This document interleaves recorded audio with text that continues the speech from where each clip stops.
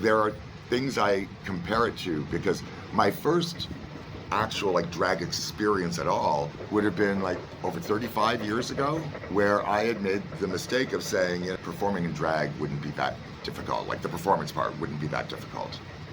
The getting made up would be difficult. I was both right and wrong about that in ways. What I was thinking in my head does apply now that I've tested it out firsthand. The way it came across and the message that people would have felt I was trying to convey was not what I was trying to convey, and that would have definitely been incorrect. What it did was it led to people daring me to go and perform in drag. And I made a deal. I said, you make me up, you find me the clothes to wear, you put me in the makeup, you find hair for me to wear, and I will go and do a performance. And they did, and they made me up so much better. Now, granted, I was younger and had a better canvas, but they had more skill then than I have now. And there were 3 of them putting their combined skills to making me look amazing. And I did, and I have no pictures of that. There were no cell phones or things like that, and I know pictures were taken. I have no idea who has them or where they are or how they were used or whether they even got them developed, but I saw people taking pictures, so I know they exist somewhere. But I was an absolute nobody, so nobody would think that it was relevant to probably hang on to such pictures or do anything with them other than stash them in a drawer somewhere. But I would love to have them now, let me tell you. That was then, this is now. But I went out and I did the performance, and there were challenges, but I was able to apply the knowledge I learned from that long ago to what I was trying to do now. So I feel really good about that. All the experiences are tied together.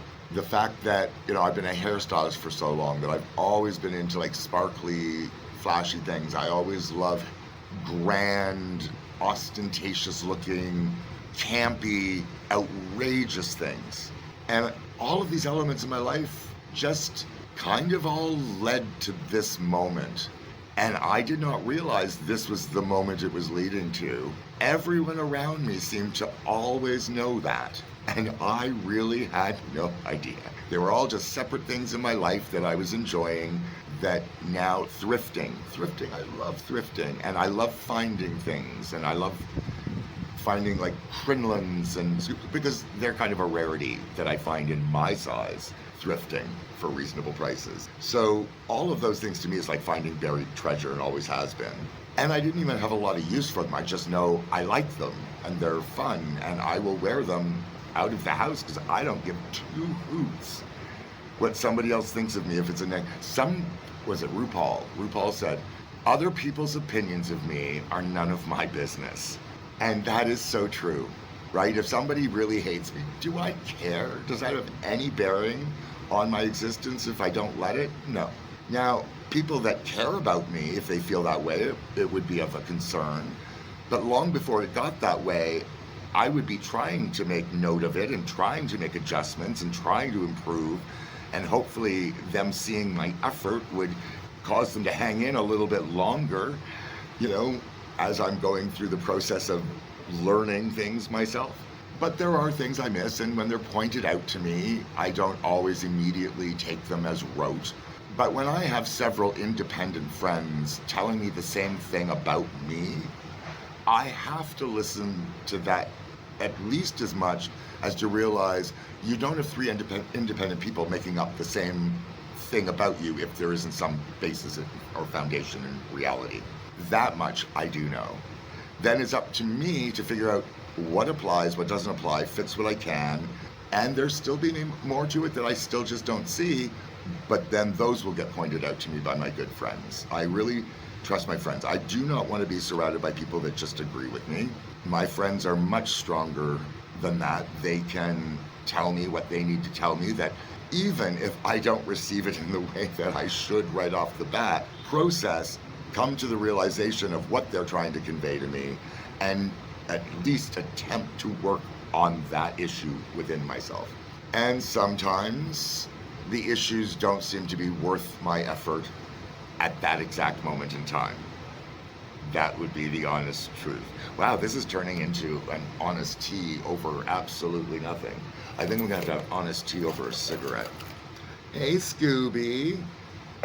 I'm gonna see if I can show Scooby here. Hey, Scooby. You saying hi to people? Yeah? Did you do everything you need to do? Yeah? Yeah. Oh, I got you, Scooby. Oh, you want to go back in your stroller? Is that what you're telling me? You want to go back in the stroller? You do? Okay.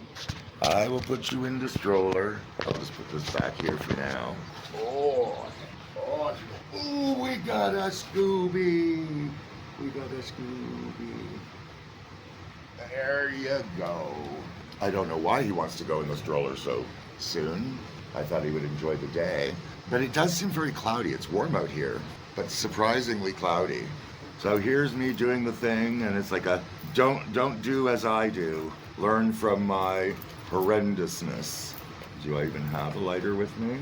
If I don't, that would just make that different, wouldn't it? There it is, though. Now, I don't really know what else that, I can say on the subject. That is my real, true, honest feelings on my experience. And it was wonderful. I couldn't have asked for a better experience. Like, even the things that went wrong, I needed to learn and realize that despite things going wrong, the show goes on, you give it everything you've got, and for the most part, all the things that went wrong do not matter. And I used to tell brides the same kind of things. People would go, oh, well, I don't want things to go wrong. It's like, well, of course, nobody wants things to go wrong.